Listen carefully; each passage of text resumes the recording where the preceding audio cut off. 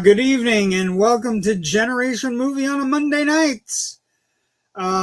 Welcome. My name is JW Colwell. I'm joined as always by my good friend and my partner in crime on this jaunt through movie history, Rich Drees. How are you, Rich Drees?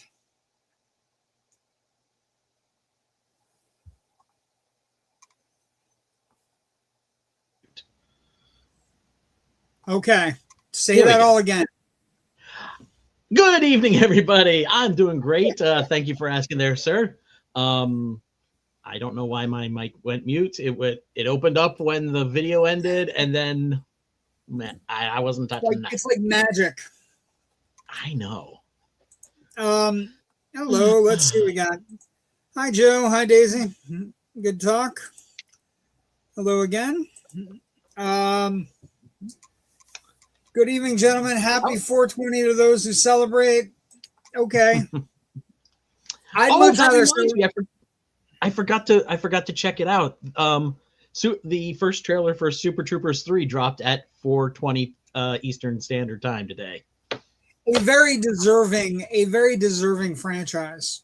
Although I like their slasher movie too. Oh, they're fun. What is it? Yeah. Club Dread. Club Dread, yes. That's good. I enjoyed I think they're funny. The restaurant one. The restaurant, the Slam and Salmon. Slam and Salmon was pretty good. And also Beer Fest. Beer Fest is fun. I was a little disappointed with Super Troopers 2 and the Hunchback of Notre Dame parody that they did for Hulu. I was disappointed with.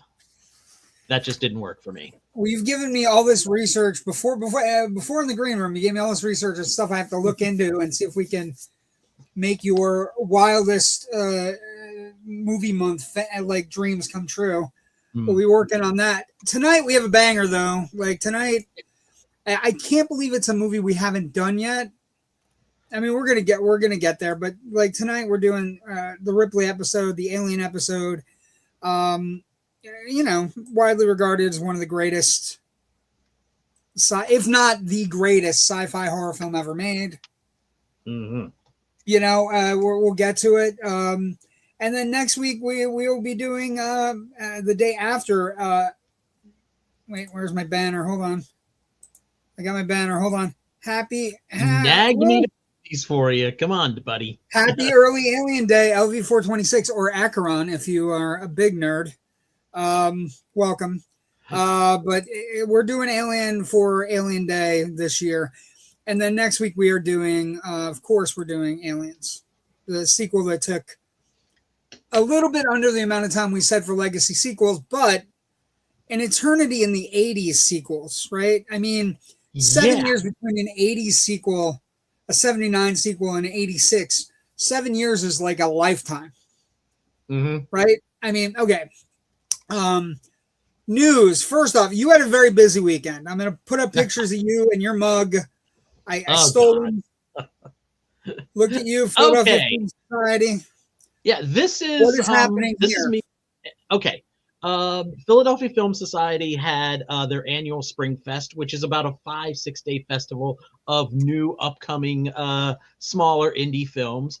One of those films was Over Your Dead Body, a very dark comedy starring Jason Segel and Samara Weaving. And the director, Jorma Taccone, was there to do a Q&A. I got to meet and chat with him for a moment or two afterwards. Jorma is part of The Lonely Island, so he's one of the brains behind things like We're on a Boat, Dick in a Box, and a lot of other things. He also co-directed Pop Star, Never Stop, Never Stopping, with his other Lonely Island compatriots, Akiva Schaffer and Andy Samberg. Very funny guy, very nice guy. We actually kind of talked a little bit about short filmmaking. So it was a nice, quick conversation. And then next picture. We're moving on. But before we go there, because that was actually in the morning. The second film at Springfest, I saw was also a new Samara Weaving film coming up called Carolina Caroline. It was directed by the same guy who did Strange Darling from 2 years ago. Ooh. Which I really liked. My ears perk up when you say Strange Darling. That's a great movie. Fantastic it's movie. Coming out in June.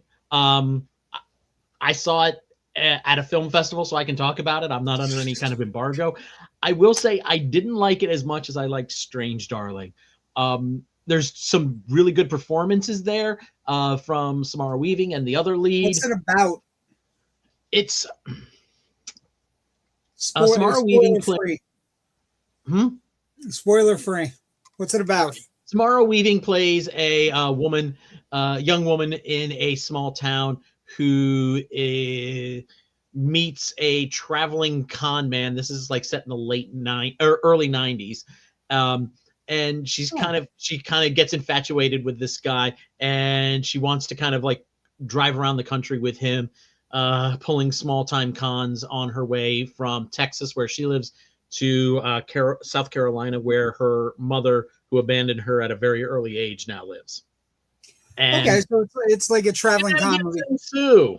Is it a comedy? Is it a comedy, or is it like The Grifters? It's a little Bonnie and Clyde-ish. Okay, that's fine. It is one of the notes I actually made in my notebook as I was watching it. Excuse me. Like I said, I didn't like it as much as I like Strange Darling. Two good performances from the leads. I don't necessarily buy their chemistry together, but I still think they're performing their parts very well. And it was very interesting because this was a very different role and a very different type of performance from Samara Weaving than what I had just seen, like a half an hour earlier in Over Your Dead Body. So how was that? I just walked away from that afternoon going, I'm sorry? It looks super dark. Is it too dark, or is it just dark enough? Just dark enough. Enough. I walked away from the afternoon thinking, I really am impressed with Samara Weaving. I just want to see her keep doing stuff now. Yeah, she's become a really good young actress.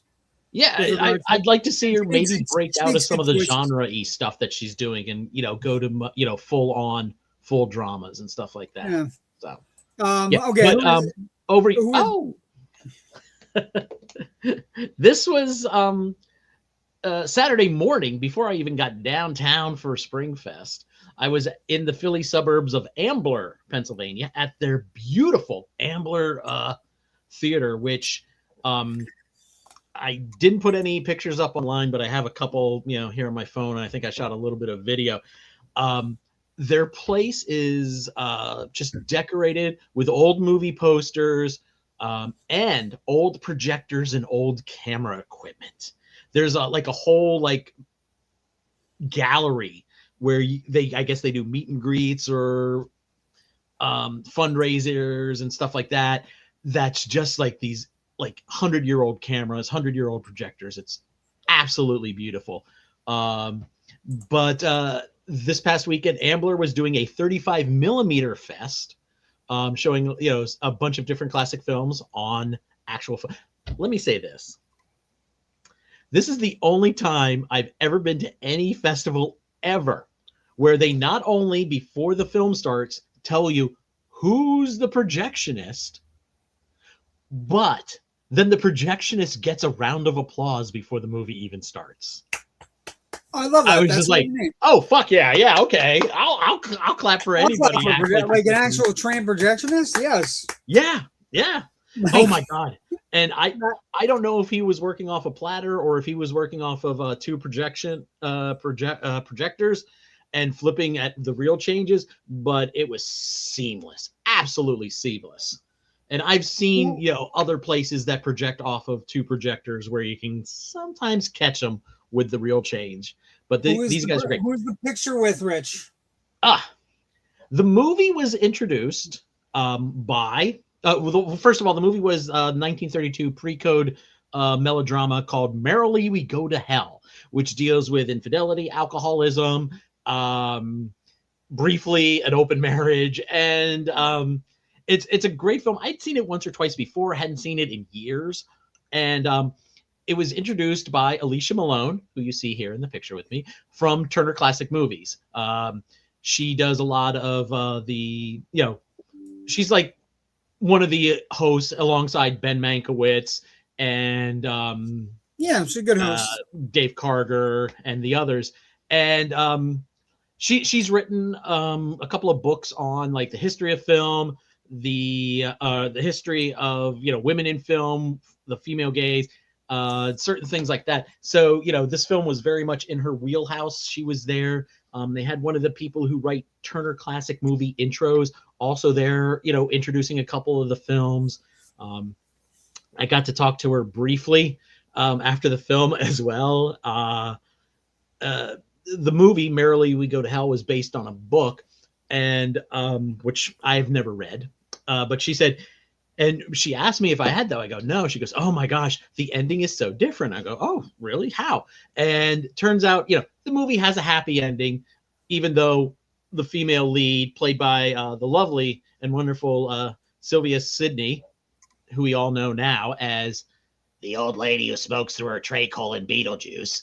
But she had a great career in the 30s and 40s, all the way up to the early 50s when she was in Kiss Me Deadly.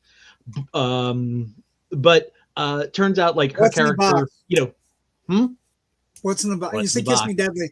I mean, what's in the box? It's the immortal question. That is a question from Kiss Me Deadly, Pulp Fiction, and Seven.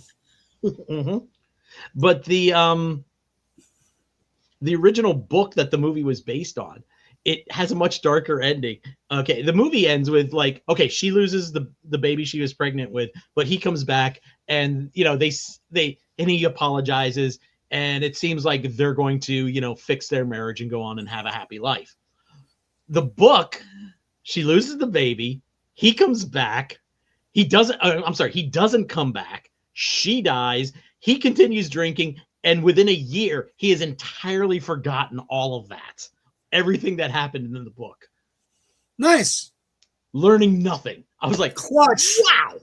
Clutch. If you're going to drink, you got to drink properly, Rich. That's a dark ending. I mean, that's you're asking terrible. me about these other movies. These other movies are like Teletubbies compared to how this book ended for me. I was like, yikes.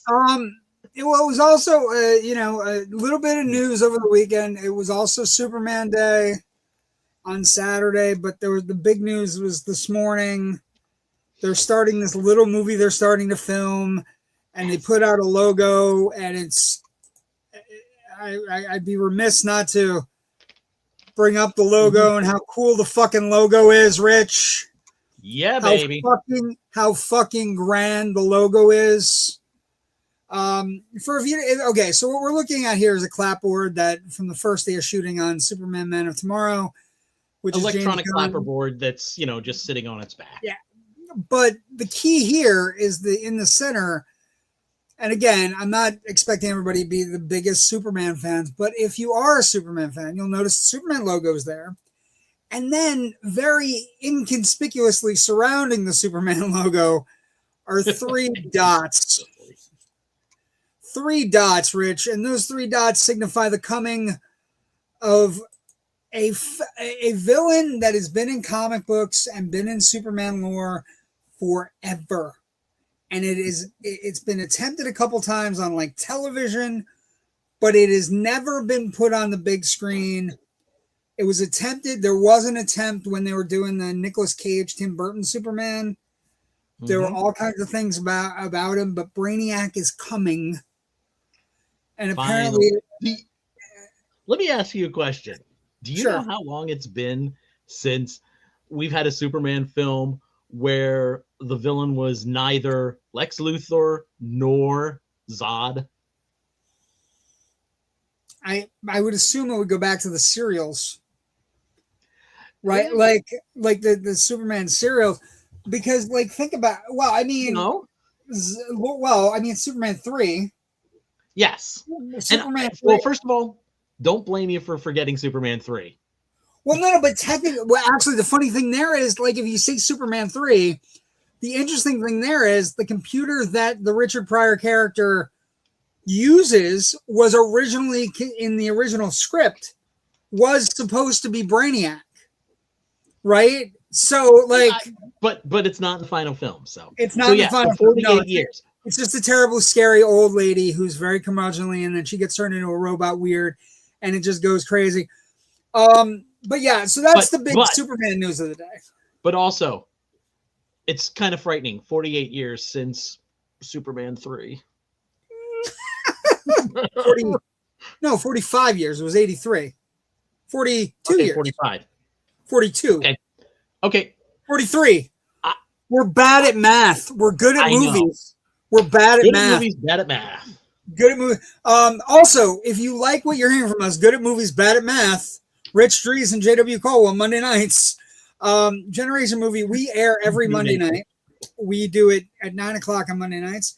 We also have some great people on our network. We have Gabe, who does Symbolistic Cynicism. He recently had Charles Edwin Powell, who was in all these great movies, including Exorcist 3.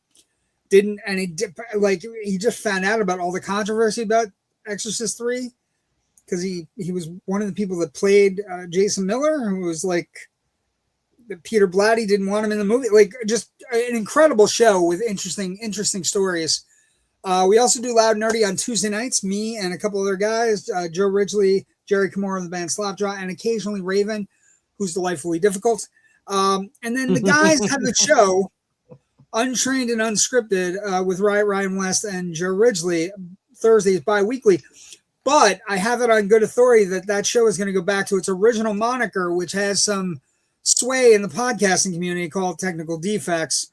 Or if you don't like the blue, purple, he was just thinking around with it today. I also have the yellow. So all those shows are available. Like and subscribe down bottom. It would help us out. We're on all these places: Facebook, YouTube, Instagram, Threads, TikTok, Twitter or X, or whatever the fuck he's calling it today, IMDb, all those places. And we do our little show. So box office, another story, box office this weekend. Numbers were fine. Like this numbers were okay. 46% drop for Super Mario Galaxy to 36 million. So it's only at $356 million. I mean, pshaw.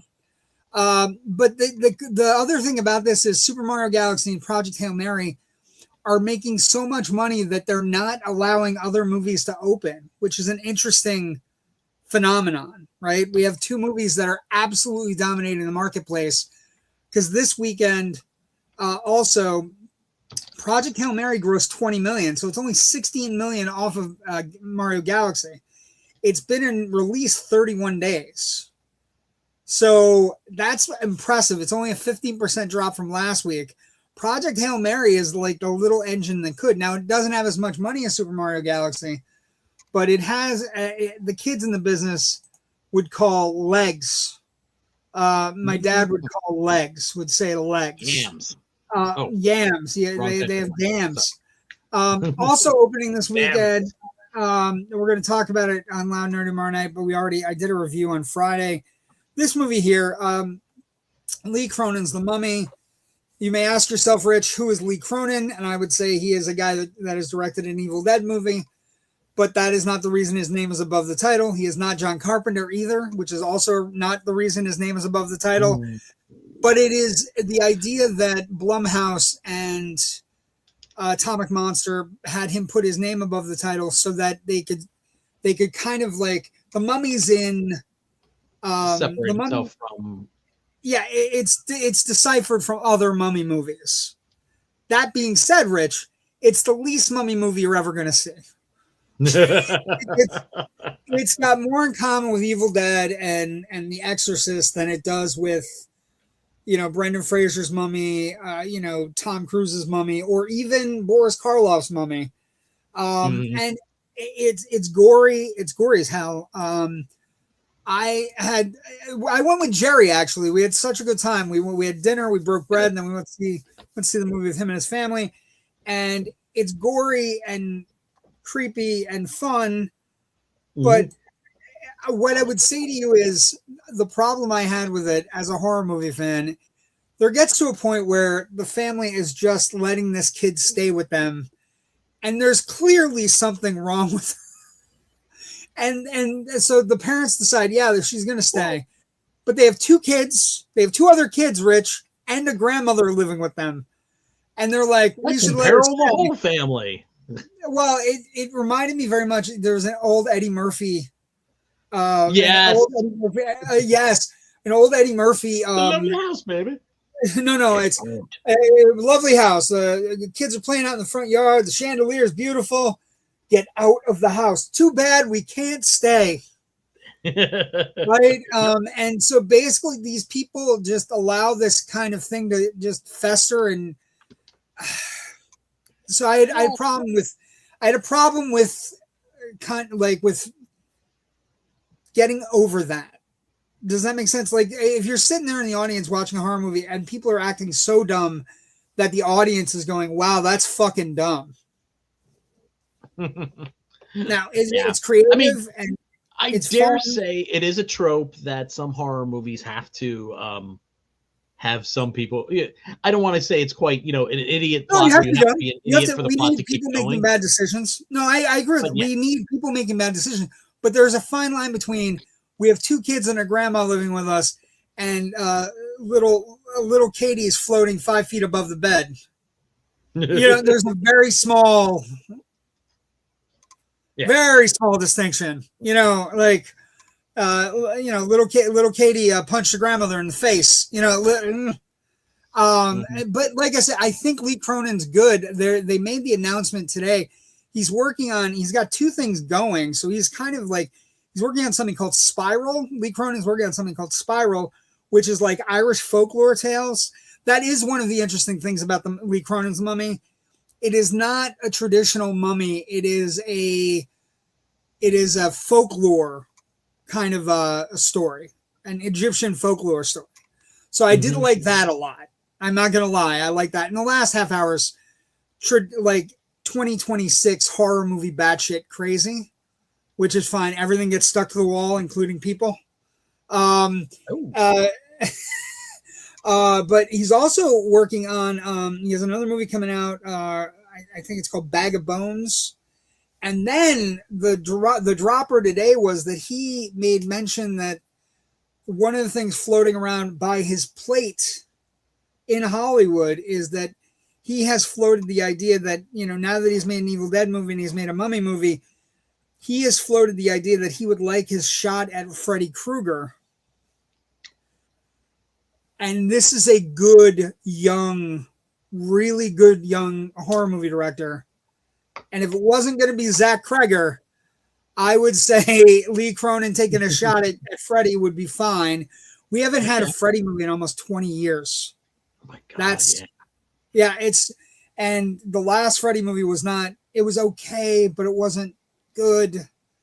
And anyway, so some comments. Let's see what people are saying. Good evening, friends. Hey, good evening, Ken. Hope all is well with you, sir. Greetings, gentlemen. Watch you guys while I watch my Cavs take game 2, ADHD for the win. Good luck for the Cavs until they get to the Knicks. The crew brought over the slate for the last summer movie to show my daughter. I told how she got to see it before most of the population. What, the slate that we just showed? No, I think he means from the last Superman movie. Pay attention. Okay. I can't read. I'm not good at math or reading, apparently. Hey, everyone. Hey, Terry. Hey, Terry. We're indecisive as fuck. Yes, we are. But we're not. Also indecisive. The new movie I did see this weekend did terrible at the box office, and I was disappointed. Normal? No, it was only on 416 screens, but Lorne, the documentary about Lorne Michaels, just tanked at the box office, which is a shame. If you're a Saturday Night Live fan, okay, well, first of all, the movie doesn't kind of dig into who he is. And I think even though Michaels decided, you can make a documentary about me, he was very standoffish, it feels, through most of the process. So you don't really get a good overview of who this guy is outside of what a lot of things people already know. But the filmmakers were given some crazy amount of access. They shot like through 11 different show weeks over a couple of years. And so you're seeing stuff you've only ever read about, like the meeting that they hold between the dress rehearsal and the final air show in that like space of an hour, where they basically go, okay, these are the sketches that are actually going to make it to air, which is it's part of that whole process. The show gets. I feel like it's very niche, though. I feel like even if like it is, yeah, but I feel like it's for us. You know what I mean? We both love Saturday Night Live. You know. Well, you know how on SNL they say, don't break, it's unprofessional. We don't want to become the Carol Burnett show. But yet you still have people like Horatio Sands breaking, every fucking sketch. Gosling. Lorne apparently hates when people break in sketch. And they were lucky enough to be with him under the bleachers on the live show for Ryan Gosling when they did the Beavis and Butthead sketch. And it was fantastic to watch him just get as upset as you probably will ever see him, which isn't that much, but just to watch him reacting to the whole thing with Heidi Gardner starting to laugh and break and all of that happening. And he was just like, yeah, well, it was like,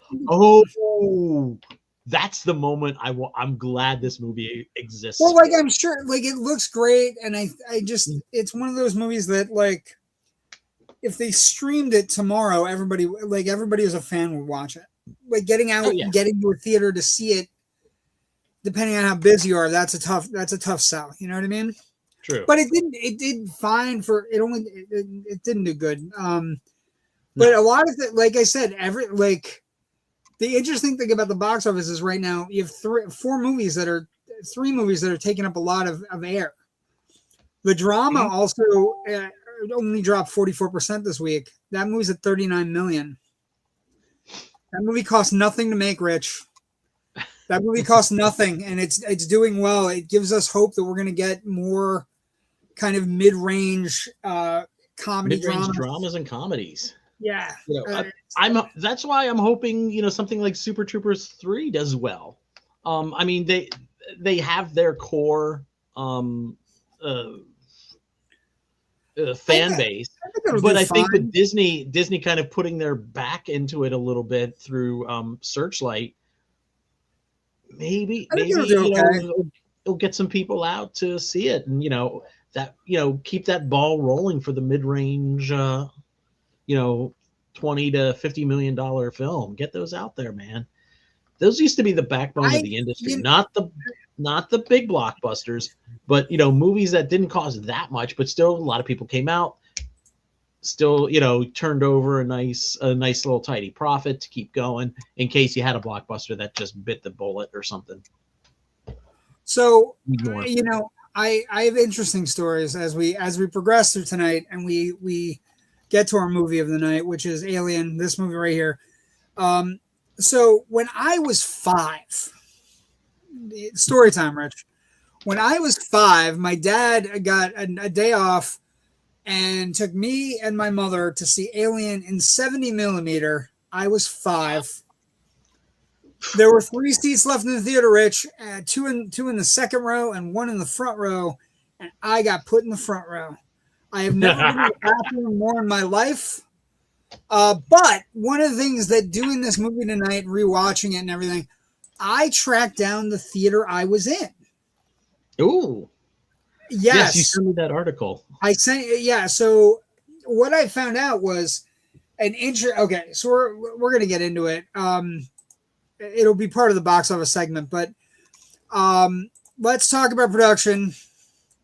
Alien is widely regarded as one of the greatest science fiction horror films of all time, if not the greatest science fiction horror film. And where it released, it came out on the heels of Jaws and Star Wars and Halloween. And so it was like, it's right on the cusp of like that original wave of ultra classic for our generation, right? So we grew up with it. I was 5. I saw it. We're going to talk about that theater, and one of the things they tracked down about this ridiculous kind of how this movie opened. But production was a mess, Rich. And I was like, I like messy. I didn't know it was quite this messy, right? So the screenplay is credited solely to Dan O Bannon. Of course, Dan O Bannon was somebody we talked about when we did Dark Star, which was the John Carpenter movie we did last year. Which is very much the progenitor of this film. Yes, it's very much a progenitor. And then he was also working with Ronald Shusett right around the time. And Ronald Shusett was also, while they're all kind of working together, living in the same house, sleeping on the same couches, Ronald Shusett was working on what would later become Total Recall in 1990. Fuck, I'm off tonight. But O'Bannon had written 29 pages of a movie that he had titled Memory. And basically, it's about a bunch of astronauts awake and find their voyage has been interrupted. They're receiving a signal from a mysterious planet. So basically, the opening 45 minutes of Alien. And then O'Bannon and Shusett get called. They're going to go work on Jodorowsky's Dune. He leaves. And that takes 6 months out of his life. So the movie's gestating, moving, doing all these things. But while he's there, he meets all these people that are on Jodorowsky's Dune that never gets produced. Jodorowsky. I'm sorry. Again, not math or no reading. But he meets Chris Foss. He meets H.R. Giger. He meets Moebius. And so, again, Moebius. I'm sorry. I feel really bad here. You're killing me, man. You're killing me. You're hurting me. No, he meets all these people on there, and then they start working on different things. Shusett basically comes to him and says, I also have a script I'm working on. It's about a bunch of gremlins that invade a B-17 bomber during World War II. And maybe we can mix put your peanut butter in my chocolate and your chocolate in my peanut butter. And so they come up with Alien, right? And one of the things that's interesting about this is they call it Alien because of the sheer number of the times Alien is mentioned in the script. And O'Bannon realizes that the movie is a little bit The Thing, a little bit Forbidden Planet, a little bit Planet of the Vampires. All these different things, all these influences are coming into his movie. He goes to studios. They pitch it to Roger Corman first as Jaws in Space. And as they're going to sign a deal with Roger Corman, they get a call and they say, don't do it. Sign with us. They sign with a company called Brandywine, who will become the producers for a lot of the Alien films. Gordon Carroll, David Giller, and Walter Hill, right? So they sign the deal with Brandywine. The movie goes into production. But Hill and Giller, even though they've never really worked with science fiction, start rewriting the script. So O'Bannon and Walter Hill and David Giller are having fights about, you're rewriting my science fiction horror script and you've never made a science fiction horror film in your life. What is happening? Right? And so it becomes this little battle. And but the interesting thing is, even though they have all this trouble with it, and the Writers Guild eventually awards O'Bannon sole credit for the screenplay, Giller and Walter Hill come up with the Ash idea. The idea that one of the crew is actually an android who's out to get the crew and help the alien, is an idea that O'Bannon never had in his script. And at the time, during one of the rewrites, took it to Shusett and said, look what they did to my script. They have this stupid android in the middle. And Shusett said, yeah, it's dumb, but it kind of works. It kind of Um, works. I dare say I'm surprised that, putting an element like that into a script, which, I feel significantly impacts things, including, Well, the it's a bigger third act reveal theme than the of monster. Hmm? It become in this movie. I'm just surprised that, reveal. they didn't, split the writing credit based on that, because, Oh yeah, it no, I amplifies the theme about how the company hates, the company will casually disregard these people's lives. It well, that I brings think up the O'Bannon question of, said that was what always is part of the script. humanity? I don't know, but again, like I think for the most, like I would have, I'd love to do a deep dive at some point on that. What the Writers Guild considers, an idea or something that comes to fruition in a script. But I was reading this today, going, I had never heard of it. Right, I never heard the concept that the whole subplot, and this is what was said later. Shusett later described as one of the best things in the movie. That whole idea and scenario was theirs. Hill and Giller went through 8 drafts of the script in total, and they focused solely on that Ash subplot, which is more like an action movie than it is, you know what I mean? Like, than it is an alien sci-fi movie, right?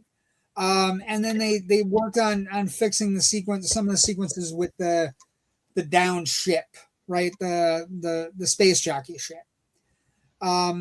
So the final shooting script at the time was credited to Hill and Giller, but like I said, Geiler, whatever. Yeah, I feel like I'm fucking every name up now.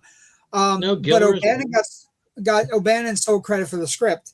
O'Bannon was originally slated to direct the film, but 20th Century Fox immediately asked Walter Hill to do it. He said no because of other film commitments, and also with him being not comfortable with visual effects in any way.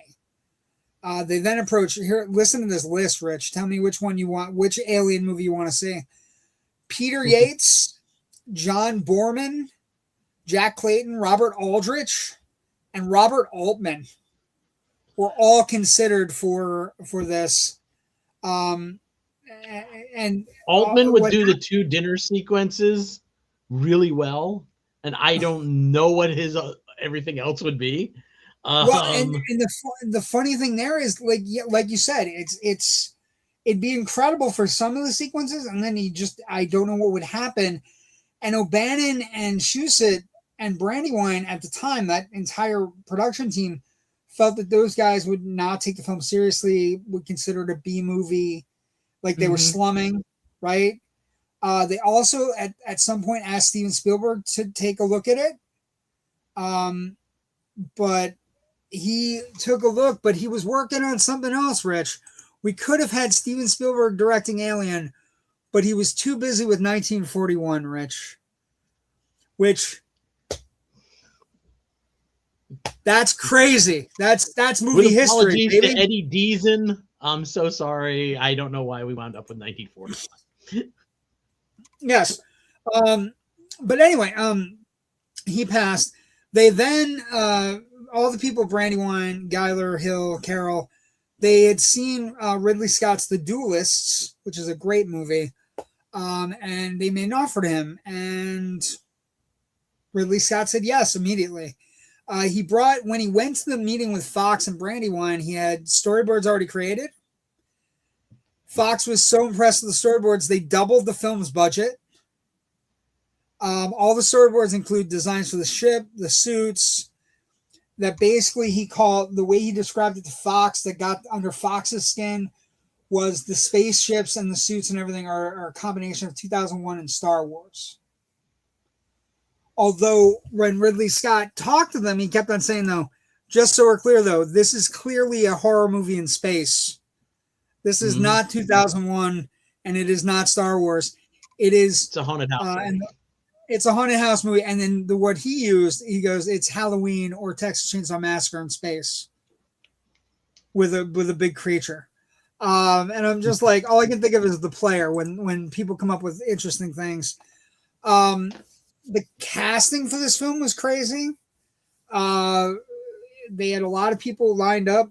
Tom Skerritt was given the script, but then he kind of turned it down because he thought it was going to become a low budget kind of bad movie. And once the budget doubled and Ridley Scott got on board, he accepted the role. The last person cast in the movie was Sigourney Weaver, who was doing her auditions while they were building the sets in London. And also, as the youngest person on the movie, she had a tough time integrating with the older cast members. She again, her and Veronica Cartwright are the only females. Veronica Cartwright's about 3 years older than her. Sigourney Weaver was 28 at the time, a Broadway regular who had come in and basically was working with all these older actors like Harry Dean Stanton and Yaphet Kotto. Harry Dean Stanton, in his audition, said, "I don't want this role because I feel like it's going to be a B-movie horror film, and I'm not into monsters or sci-fi." And Ridley Scott talked him into it by saying, "It's not a B-movie monster movie. It's about a bunch of people who are struggling to do their jobs in the face of a giant monster." Mm-hmm. And Harry Dean Stanton said, "Okay, I'll do it," which is ridiculous. And one of the things that comes across in the casting is that they are clearly, like, the casting is a wide swath of the American, like, workforce, right? We have an African American, we have two older white men, we have two older British guys, we have, Veronica Cartwright, an older American woman, and Sigourney Weaver as an older woman or a younger woman, right? Kind of a young go-getter in her role, and it makes the movie better if you watch it as a commentary on workforce dynamics and human resources, which you had Wayland Yutani, human resources, up earlier. It really makes the film better. And I will say, I thought it was really interesting. Sigourney, one of the things that came up with the casting during the casting, Alan Ladd, who was the person responsible for Star Wars, he came into one of the meetings with the casting happening, and basically he said, "The way I read this script is these roles can be played by anybody." And O'Bannon, who had originally envisioned Ripley as a man, said, "You know what? You're right." And once they changed the casting call to reflect that any of these people can play any of these roles, which is kind of fun when you think about it, right? Ripley was originally going to be a man, but then Sigourney Weaver knocked it out of the park. It also, you and I have had long discussions about this offline, but I will bring it up tonight. I'm also fascinated by this particular thing, that any role can be played by any of the characters in the movie, can be played by any sex, male or female, as one of the first indications that Alien in 1979 was woke. Oh no, the horror. Oh, I said it. Oh no. But I think that's like the indicate, like, it's so interesting that it's a unisex movie. The only downside of Sigourney Weaver getting cast was that Veronica Cartwright thought she was going to play Ripley until Sigourney Weaver walked through the door. And the rest, as they say, is film history, right? 14 weeks of filming, July 5th to October 21st, 1978. All the shooting took place at Pinewood and Shepperton. Some was done at Bray Studios in Berkshire. It had a very low budget, Rich. You realize when you look, like, first off, the movie looks great, right? But the budget on this movie is 8.4. And again, this is a widely debated topic. It's anywhere from $8.4 million to $14 million. I've heard 11. I've heard 10. I've heard 12. How much did it make? It doesn't matter. It made way more than that. Exactly. The filming, like, but they had 200 craftspeople. They had all these things. They had the derelict spacecraft. They had the Nostromo. And one of the things you can tell, and this is a first that I didn't realize until today, all the visuals on the computer screens and every one of the Nostromo scenes are computer or CGI. And basically they came up computer with generated, not computer generated imagery. Yeah. Because actually building all of those computers to actually work or put up things on the screen that they wanted, it was easier to do it that way.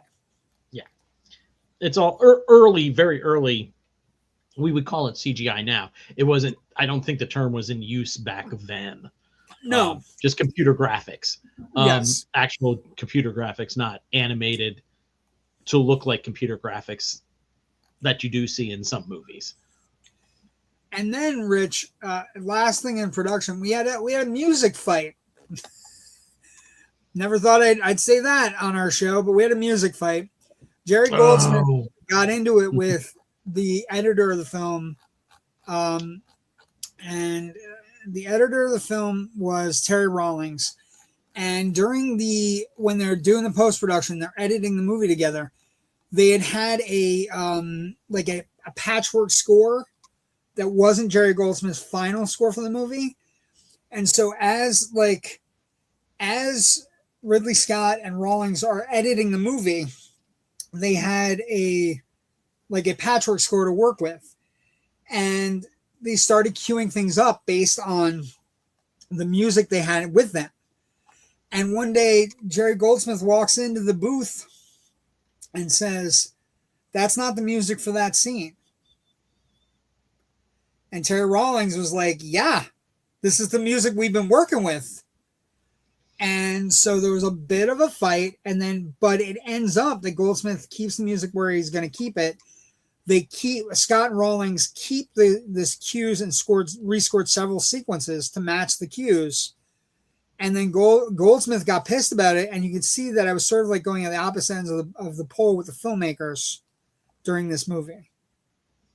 It is a very good score, though, full of dark beauty. But the fact that they got Jerry Goldsmith angry with them, I've never heard a bad word said about Jerry Goldsmith or that he has said a bad word to anyone.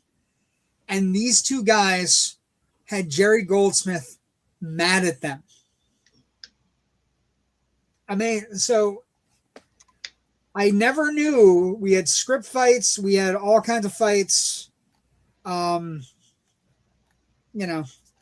was fascinated by that. Another source of production that has to be talked about is they eventually bring H.R. Giger on to build the alien, right?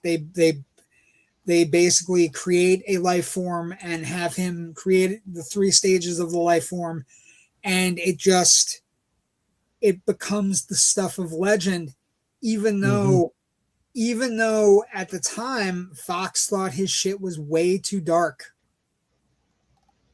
Fox was desperately trying to get them to not use his stuff.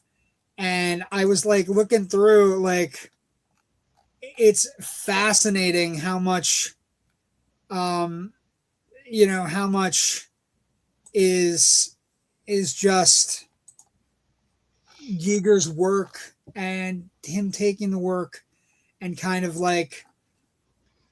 extrapolating it out. If anybody's ever interested in Giger's design work, especially for this film, but everything else he's done, everything from the album cover to Emerson Lake and Palmer's Brain Salad Surgery to the controversial piece of art that was slipped into a Dead Kennedys album called Penis Landscape, to his work developing concept art for Jodorowsky's Dune, which wound up, not happening. There is a museum in his home country of Switzerland dedicated to his work. And I understand that his alien stuff is represented there, as well as a lot of other things. So the key piece of art is something if you just find yourself in the neighborhood in Switzerland, and you're tired of chocolate and cuckoo clocks, pop in. Necronom 4 is the name of the artwork where the alien was truly born. And Yes. then last bit of fun filming facts. There's a sequence called the chestburster sequence. Yeah. It is one of the most incredible sequences ever put on film. It is also incredible because nobody knew it was happening.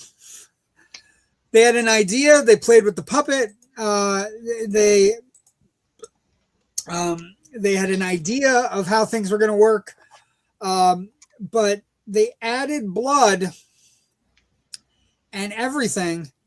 And this picture here is not an actor giving you a great picture.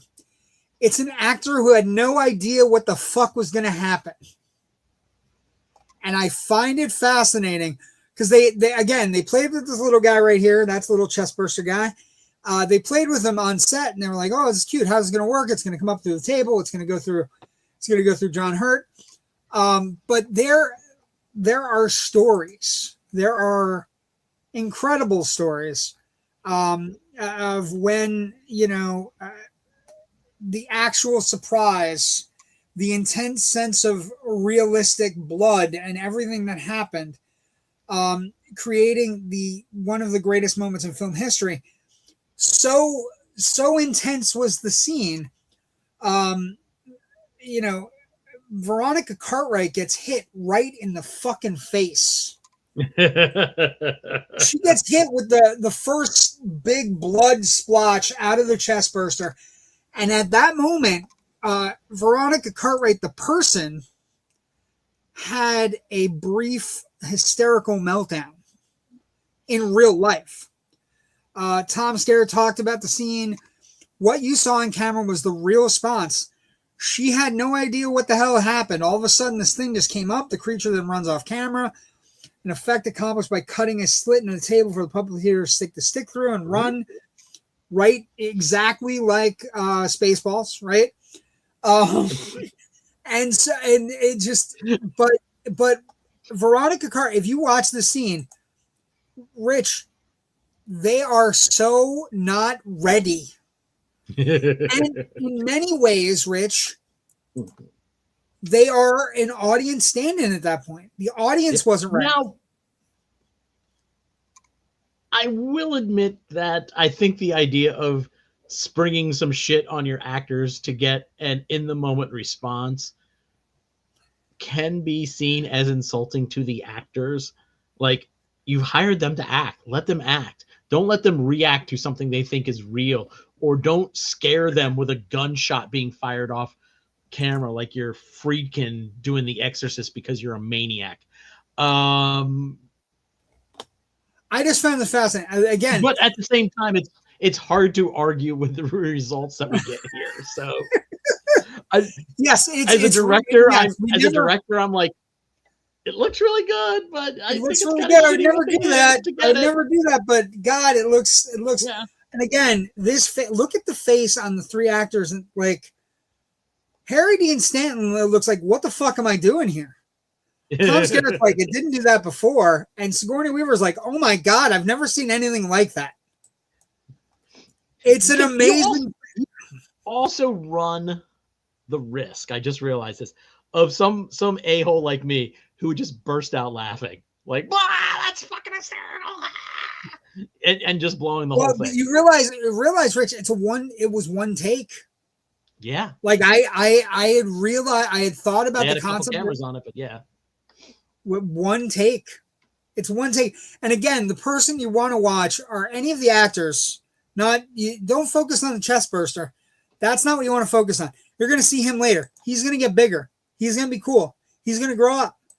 The people you want to focus on in that scene, and I really did it today because of the research, watching those 6 people not know what's coming. And Veronica Cartwright, Rich, she gets a spray, like it's in her entire, from the left side of her face is completely covered. Mm-hmm. Head to toe in spray blood. And it's just, it's one of the most endearing scenes of all time.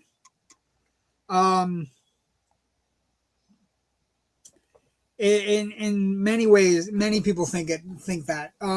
So an incredible production history, an amazing story, and then the movie opens, and this is where I want to talk about some crazy shit, Rich. So a couple things happen. We talk a lot about how Star Wars is important, but in this particular case, it really was. One of the things I discovered in my research today, and it was research about, I know I saw the movie in a 70 millimeter theater. I know I saw it outside of Buffalo, New York, because we lived in West Seneca Falls, which was right outside of Buffalo. And so I had some ideas of what I was going to go looking for. I had no idea what I was going to find. So first off, it opened in 90 theaters across the United States, plus one in Canada. It set 51 house records, and it grossed $3.5 million over the Memorial Day weekend box office that year. It averaged almost $38,000 a screen, and it is widely regarded as one of the biggest per-screen averages in movie history. It was number one film in the United States, where it remained there for 3 weeks. In its first 4 weeks, it grossed $16.5 million from only, Rich, $16.5 million from 148 prints. Whew. An incredible amount of money.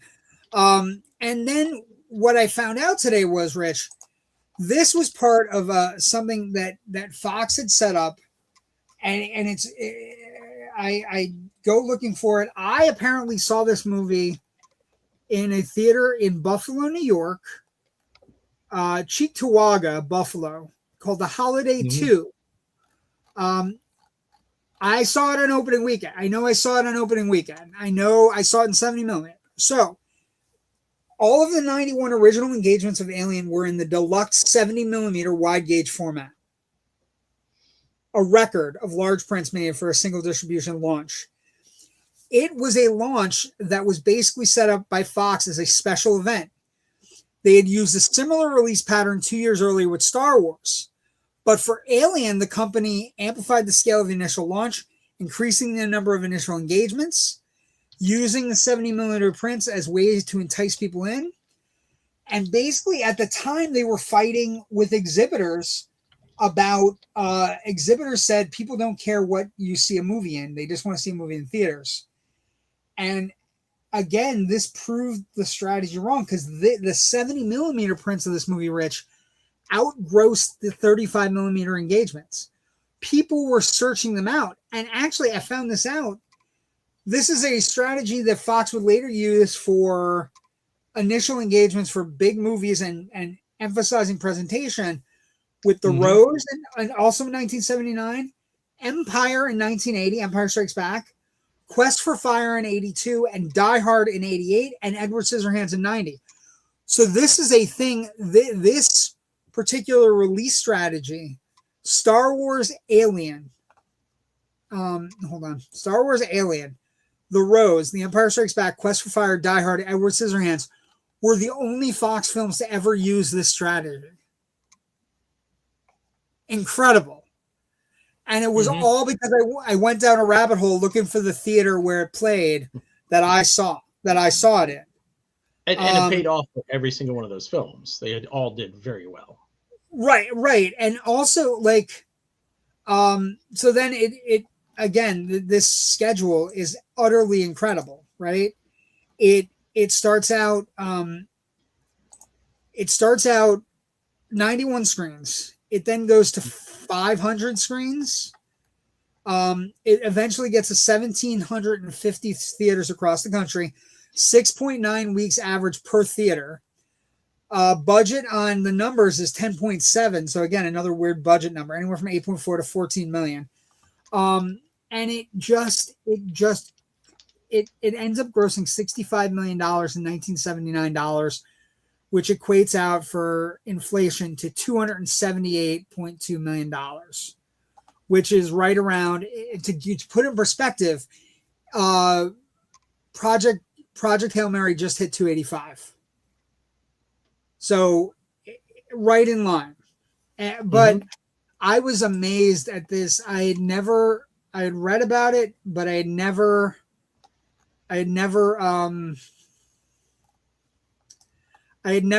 like studied up on it, and it was a rabbit hole I went down earlier today, Rich, that I thought you'd appreciate. Like the kind of weird rabbit hole that you and I go on our show, and how important this particular strategy was for this movie. Mm-hmm. Right? This movie needed this particular strategy. You know what I mean? Mm-hmm. It needed, and I even got a poster for you to show you how cool this is. Super screen, 6-channel stereo audio. Mm-hmm. This was right at the time that they were really trying to break out some new and interesting sound improvements. We had this is Adobe. This is one of the first Adobe movies as well. Mm-hmm. I remember like what the theatrical release of Battlestar Galactica and also the disaster film Earthquake had like a sense around sound thing where basically they boosted the bass up like a motherfucker. It's incredible. It's an incredible.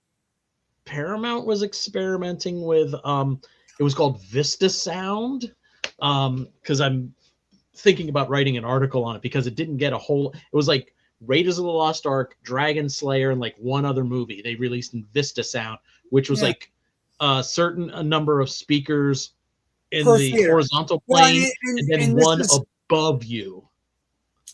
This is a good thing to get into. We might get into it later, because as you know, one of the stories of this week was that Disney, in an effort, instead of just moving their movie to 2 weeks before and solving the problem, they decided to come up with something called Infinity Vision, which is, and again, it is not. I want to say this for people who are out there thinking about it or talking about it. Infinity Vision is not like an IMAX or Adobe theater. It is a specification of a regular theater being boosted for a Disney movie. So it's like a specification thing, not an actual type of theater, before people get excited about it. Okay. And the theater has to pay to Disney to use that Infinity Vision. Right, and they have to meet their specs in every theater that they want to show it in. It shrinks the margins that the theater have to make a profit just that much more. It's a shitty squeeze play on theaters, I think, actually, because I don't think I think most theaters are going to be able to handle it. Most theaters will have one theater that they can attribute to Dolby Infinity Vision, but I just think it's much more of a where it was organic with Alien with 70 millimeter and Dolby. Mm-hmm. It's inorganic with Doomsday because it's not something they're doing to be good for the marketplace and to set out Doomsday from other movies. It's because they lost the IMAX screens, right? So it's in the 79 when Alien came out. This was the only way to see, like, you could see it in 35 millimeter, but if you were into it, like my dad took his 5-year-old to see it in 70 millimeter. Anyway, mm-hmm. That's just my dad being crazy. My niece is watching. Too cool. Thanks for joining us, Caitlin and Ridley. We appreciate it. Hi, Uncle Joe's niece. Did the recalled big Alien action figure come from Alien or Aliens? Came from Alien. We're gonna get there. Alien. It was an 18-inch tall, I think it was, because it was a little taller than the ROM Space Knight figure, because I wanted to get both of them to have them fight, and I got neither. His nickname, by the way, is Big Chap. Is what it was called. And actually, I finally have a name to go along with that. Just we're getting out of production and into box office. But the name, by the way, was several people played the character, but Balaji Badiho, I believe his name is, 26-year-old design student, 6'10", almost 7 feet tall. When he was in the costume, he was 7 feet tall, over 7 feet. Mm-hmm. And then Eddie Powell and Roy Scamo also portrayed the alien in some scenes. Any scenes where the alien is descending or moving, that's a stuntman. But any scenes where the alien's just standing there, like this one, hold on. I have a Veronica Cartwright special for you. You got to find it, though. Give me a second. Where is my girl at? Where's my girl panicking? That right there is the dude. 7 feet tall. Yeah, so, by the way, Veronica Cartwright, I forgot the level of buzz she had for this performance. She won several accolades because this performance is unhinged. She for many years was always upset about the fact that she thought her character was a coward and she thought her character panicked and did like cost people lives and everything. But someday, I guess at some point somebody said to her, you know, maybe it was Ridley Scott, maybe it was Dan O Bannon, you're the audience. Like you're the audience surrogate. You're the person that is, holy fuck, that thing's jumping out of the guy's chest and I get sprayed with blood. Holy shit.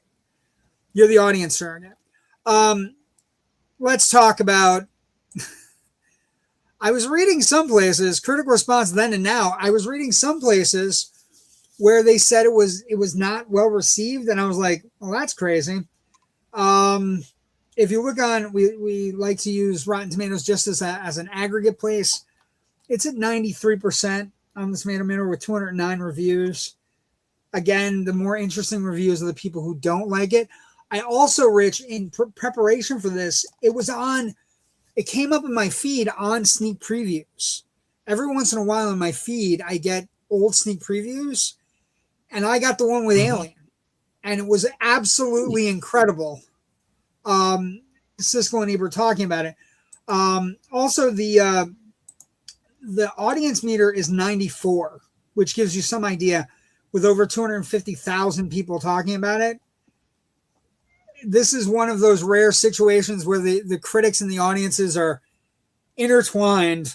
And most of the bad reviews are very interesting. They're funny to me. Like clearly people who are off put by the gore or off put by whatever. And they just, either they don't get it, Rich, or like David Denby, famous critic, pretty good critic. Alien, like The Exorcist, works on your nerves and emotions with the practiced hand of a torturer extracting a confession. The movie is terrifying, but not in a way that is remotely enjoyable. I feel like you missed the thing here. Stanley Kaufman, New Republic. The plot as such is quickly tedious, not only because it's a stale ritual, but because it gets repeated several times. A 3-minute set of clips from the picture would make a good spine tingler. No. Yeah. This movie is a slow boil. The chest burster scene doesn't happen until 55 minutes in.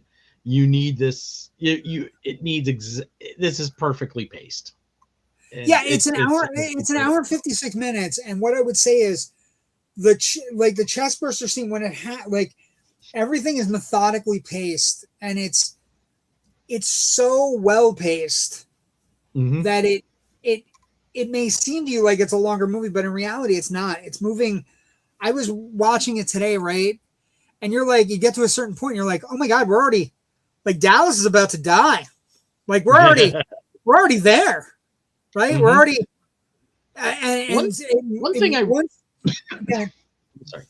One thing that really struck me was, I always appreciate that very slow pan at the beginning through the ship that's basically empty because they're all in cryo sleep, and then the slow dissolves as they wake up, and then slowly, and it feels very dreamlike and ethereal, and we're slowly getting into a real world, and then it slides into a whole nightmare. Do you know what that reminded me of? The ship shots remind me a little bit of Hitchcock, right? It's like the Psycho trailer. There's a great Psycho trailer. It's like 5 minutes long, and it's just Alfred Hitchcock walking through all the places in Psycho. Oh going, yeah. Ooh, something bad's gonna happen here. Mm-hmm. Ugh. Oh, the stairs. I don't even want to talk about that. Like, and that's a little bit what the tracking shot reminded me of. It's just we're going through the ship when it's quiet, and we know that in an hour and 40 minutes, it's not going to be quiet anymore. No.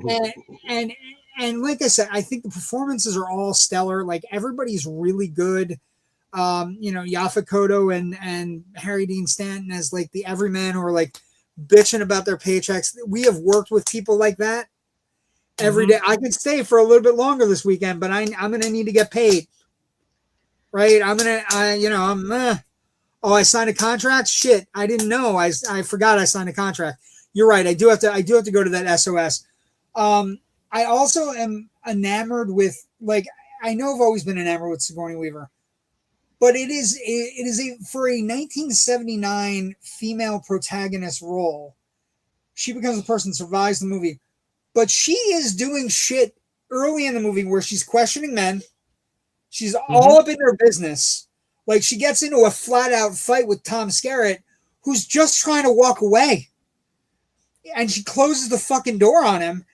Then she has another scene with like Ash where she's like, hey, you know that thing where you let the guy in with that creature on his face?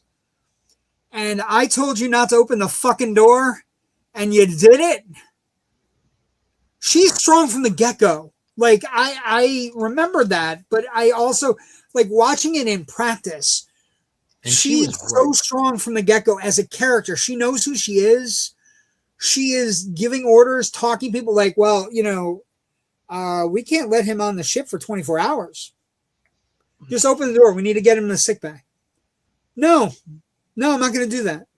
And then, as the movie progresses, you find out Ash is the android who's working for the company. And you look up and you're like, motherfucker, he opened the door. He let him in. God damn it.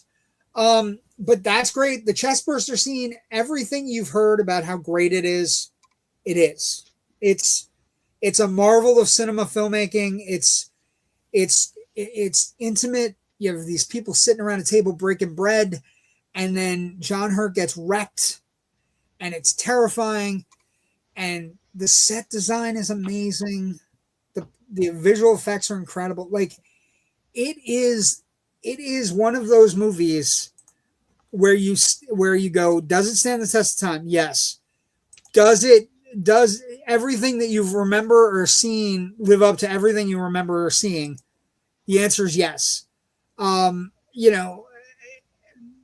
It's just a great fucking movie. And I put up this, if you're looking for chronological order on things, you need to find this chart somewhere, but I put it up for everybody to get a quick screen grab and move on your way. The Ash Android thing, I had no idea. I'd never, read about the idea that O Bannon didn't like the idea, and how that has become the sheer volume of things in this movie, Rich, that have become sci-fi horror tropes that are used in everything, right? Like, it is such a fucking legacy for this movie. Androids that are screwing over the team. The shot, my favorite shot in the entire movie, Rich, after she sets the thing to destroy the ship, she comes up a ladder and she puts her fingernails out. And it's Sigourney Weaver's long, extended fingers, and she puts them on the thing, and it's in a yellow light, and her hand almost looks reptilian, right? And it's so beautiful and so well done. The sweat pouring off her face. Everything is incredible. Think about the sheer volume of movies where we've had a motherly voice reading T-2 seconds until detonation. Yeah. This movie had it. This movie had it first. Yeah. My favorite shot here, my new favorite thing as I was watching it this evening, I really kind of clicked in on the sequence, like right after Ash starts to attack Sigourney Weaver in the mother room, whatever you want to call it. She comes out, he comes out. We see, like, is that white? sweat? What is that coming down from his thing? And then they cut to her, and she's bleeding ever so slightly from the nose. From her nose. And but it's red.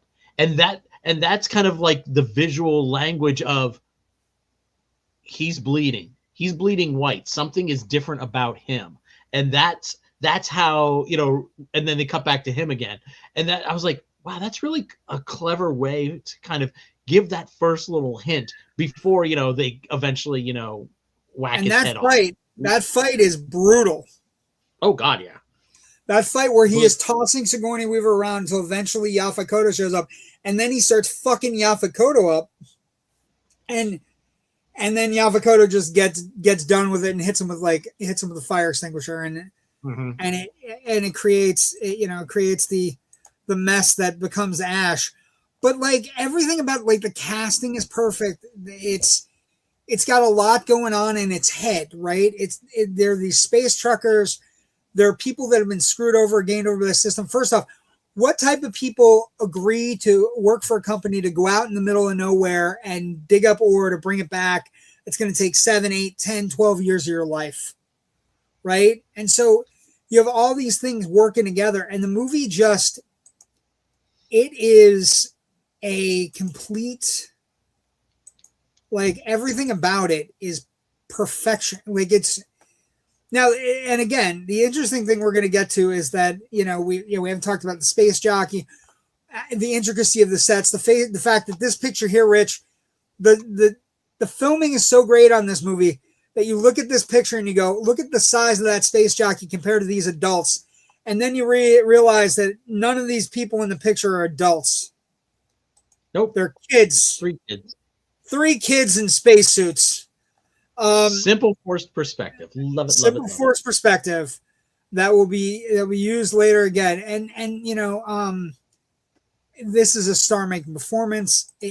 She creates one of the greatest film characters in the history of film. Like she's, if you said to me, give me three lady heroines that you grew up with, it's like Dorothy, Ripley, Princess Leia, in any order. Those, and she creates it. She's amazing. Skerritt's good. Everybody's great. Director Ridley Scott creates tension. The idea that they came up with the concept of the monster's not dead before any of the movies in the 80s did the monster's not dead. I can tell you that as we progress into legacy and franchise viability, first off, it is one of the most singular important IPs in the history of film, right? Yeah, it is produced hit movies. It has produced a hit television show. If you're not watching Alien Earth, you're making a mistake. You're making a huge mistake, and you should be watching it. It's produced amazing video games. There's an Aliens video game I used to play on my Commodore 64 where you had to land the ship. Like, it's created an Alien Isolation, which came out a few years back on PlayStation and Xbox, which is a stunningly terrifying game. It has been in every big thing you can think of.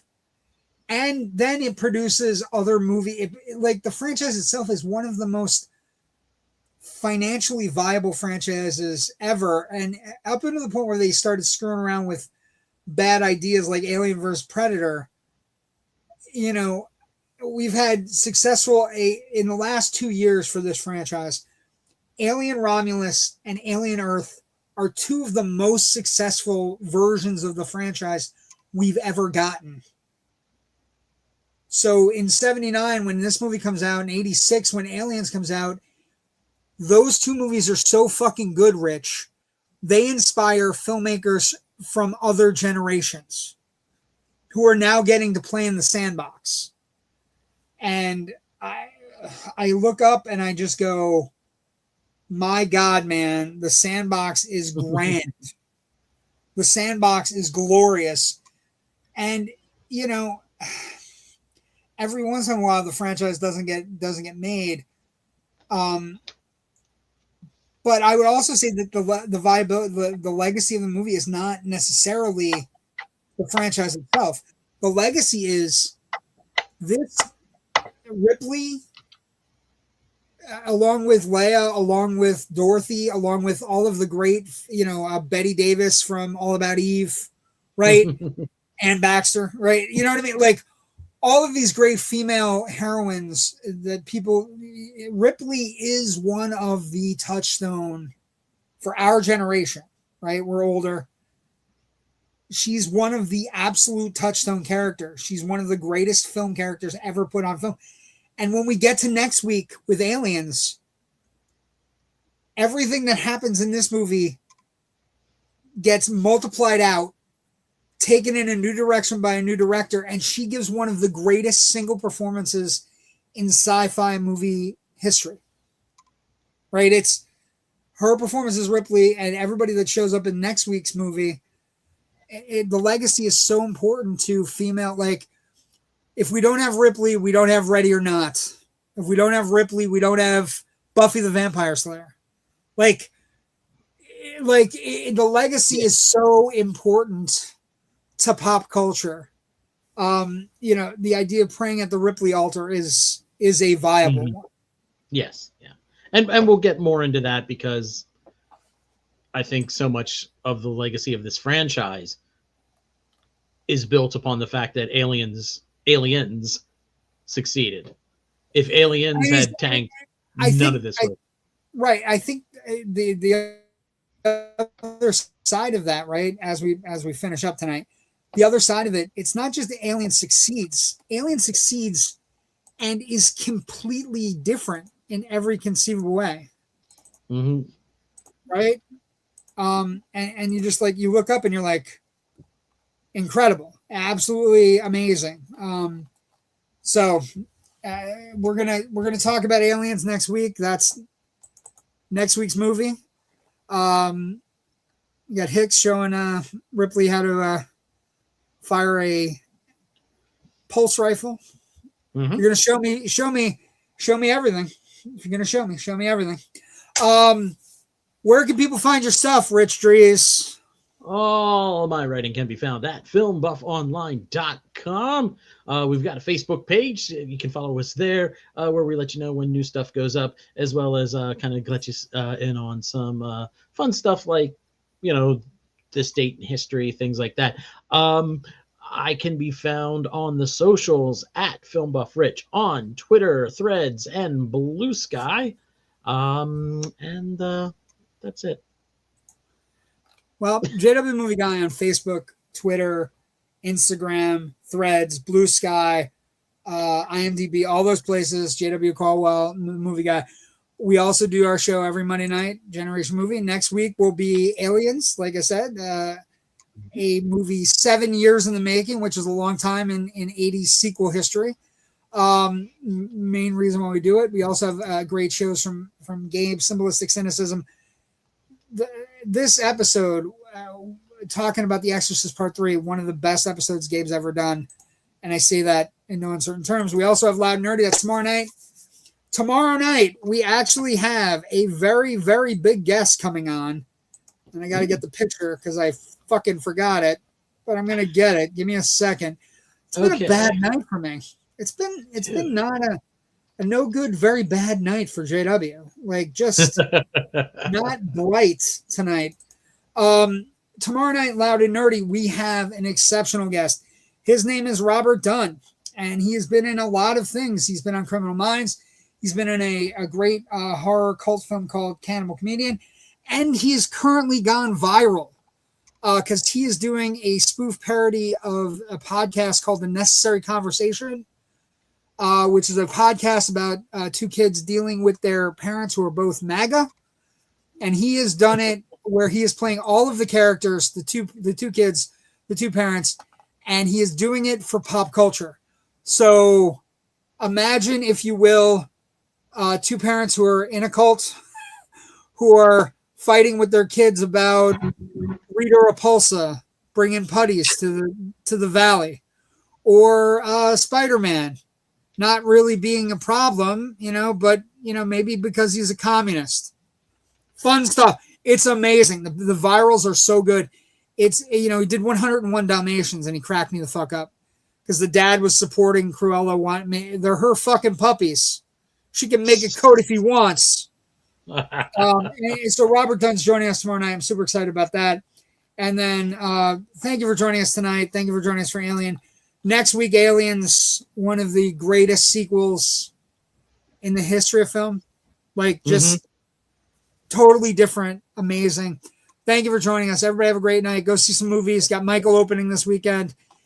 And most places around the country are going to have Fight Club premiering with a new restoration, a 4K restoration. Ooh. So that's going to be bouncing around theaters this weekend. Thank you for joining us. Have a great night. Thank you for joining me, Rich. Bye. Always a pleasure.